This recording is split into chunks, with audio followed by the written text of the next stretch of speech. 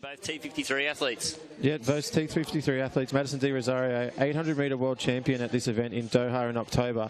But Angie Ballard was a world champion in the 400 in that event, and she medalled in the 1500. So this is going to be a very, very good race. Yeah, interesting to do the 4 and 15 double and get medals. I think she entered the 1, 2, 4, and 8 and 15 at the World Championships. That's quite talented right there.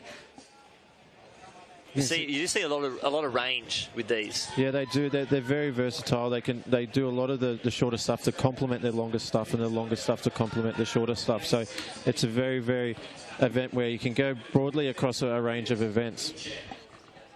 And these athletes would have to spend a fair bit of time in the gym for the upper body stuff as well. Yeah, definitely. Because they obviously have limited use of their lower half, they have to really, really pay extra attention to their arms and be very on the ball with their gym as well. Yeah, it's not just strength, it's that strength endurance as well. Obviously, a marathon. I know Kurt Fearnley's actually done the Kokoda Trail. Yeah, wow. That's hard enough with very tough. An able-bodied. As we see the race just get underway here, girls just falling into line here out of the start. Yeah, very slow pace early. They haven't taken it out too hard. No, just deciding who's going to take this one out, it looks like. It looks like they might have been a miscommunication earlier. They weren't really sure who was going to take the lead. And it looks like Angie Ballard settled into second and De Rosario there in the third position. But yeah, very unsure about what they were doing there at the start. Possibly, I do know they train with Jemima and Emily down in Canberra. They all come together, so possibly looking to help those two girls get some times up as well. Yes, I was going to ask Brett, is it, the best people decide who takes the pace out, or it's the ones that need the qualifiers to drag them through? Like, what's the kind of etiquette there? Yeah, at an international level they wouldn't, but it's much like you have a pacemaker at some of the tour meets here. But you see the girls going around now. They'll share the lead.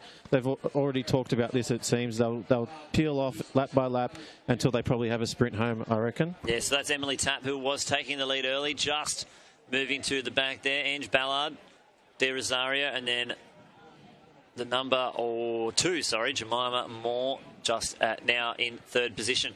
And it seems they're not really going for it at the moment. No, a bit of tactics coming into play as well. You know, just whoever's in front will be setting the pace, and they'll know that the other girls are going to follow with them. It'll just be one of the girls on the end of the laps who will go for it first. Yeah, it's going to be interesting. It is very, very slow. But championship racing, sometimes this might happen in the majors, and maybe that's why they're sort of setting themselves up for, obviously, a quick finish and a hard push towards those last laps. Yeah, because we do, and we have said that the track is a little bit slow for the wheelchairs today, so they probably knew they weren't going for a qualifier, so they're probably just going to work on some tactics, help the other girls out, and then do a sprint finish. Yeah, so it's like they've already written off, we can't get that done, so let's just practice something, maybe get a slow pace, build it up, and it looks like they are starting to get a little bit quicker. And as you would have seen, Benita, championship-style racing, this is what athletes do at the highest level. They make the finals, and you do see them do this, don't you? Yeah, and it's very important to be able to race well in big championships. So it's as much of a skill as to be able to get the fast times as well. So it's great to see a championship-style race here tonight with this. Yeah, definitely there. So you've got De Rosario now up into the lead. Jemima Moore in second. Angie Ballard there at the back, and the number 4, Emily Tapp, tucked in to third. They're still coming around 600 metres left. No one's really made a move yet. We saw Kurt make a move at about a lap after this, so around 200 metres to go. We might have to wait till then to see any kind of move. Yeah, and you do have to time it right. Even though they are not going at full speed here, it is quite difficult because you've got to manage your speed to make sure you do not collect or clip one of the other athletes' wheels, because they do come off in these wheelchairs, and they can, if they are not careful, bump and could come out of the chair. So they'll just bide their time and they'll watch for that run home. Yeah, I do actually. I think it was 2006 Kurt Fearnley hit the deck in a 1500, and obviously that ends your race. Yeah, you just saw Madison De Rosario just have a quick look at Angie Ballard, just keep her in check to see where she is, and she looks like she's hanging near her, not letting her go in front of her at the moment. Yeah, they're just tucked in the back there at the moment. We see De Rosario now. She's pushing, and Ange Ballard is trying to answer. And it looks like 300 metres to go. The race is starting to heat up. De Rosario making the move first. 200 metres to go. It's going to be De Rosario. Ballard just tracking her slightly there. Jemima Moore going with them as well. Yeah, so this slow pace has sort of given them that chance to tack on and given them a shot at the race. Yep, we just see Ange here. Lynchy just put that extra burst in like Kurt did.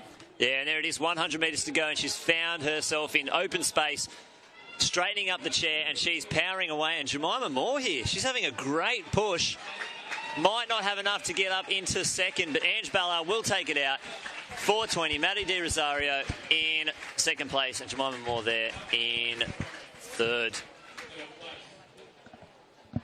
So they're different classifications, so we'll have to wait to see. But how they score that, yes, 253s and 254s, so similar classifications, but slightly different how they have the use of the functionality of their trunk. yeah, so